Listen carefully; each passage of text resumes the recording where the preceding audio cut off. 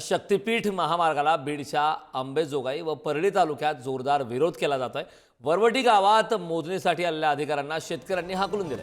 कसल्याही परिस्थितीत शक्तीपीठ महामार्ग होऊ देणार नाही असा पवित्रा आता शेतकऱ्यांनी घेतलाय। शक्तीपीठ महामार्ग रद्द झालाच पाहिजे, महामार्ग रद्द झालाच पाहिजे, शक्तीपीठ महामार्ग रद्द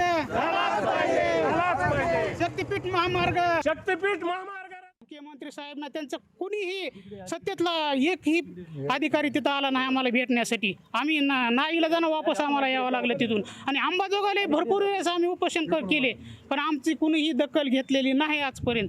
ही बळजबरीनं आमच्यावर शक्तीपीठ महामार्ग लादत आहे। शक्तीपीठ बाधित संघटन यासाठी आम्ही वरवटी, गित्ता, भारत सगळे शेतकरी एकत्र जमून आम्ही ही संयुक्त मोजणी आम्ही होऊ देणार नाहीत।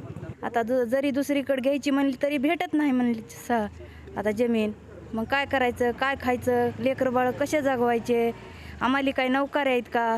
सरकारला विनंती आहे की बाबा तुम्ही ह्या शेतकऱ्याला विचारात घेऊन शेतकऱ्याचं म्हणणं ऐकून तुम्ही हा महामार्ग जे तुम्हाला काय करायचं आहे हे करावा। नाहीतर माझं प्रशासनाला एवढीच विनंती, शेतकऱ्याचे पोरं आम्ही भीत नाही मरणाला, मरू पण याच मातीत, जगू पण याच मातीत, झालं तर सोनं नाही तर महाराष्ट्राची माती हो, एवढंच कळकळीची विनंती।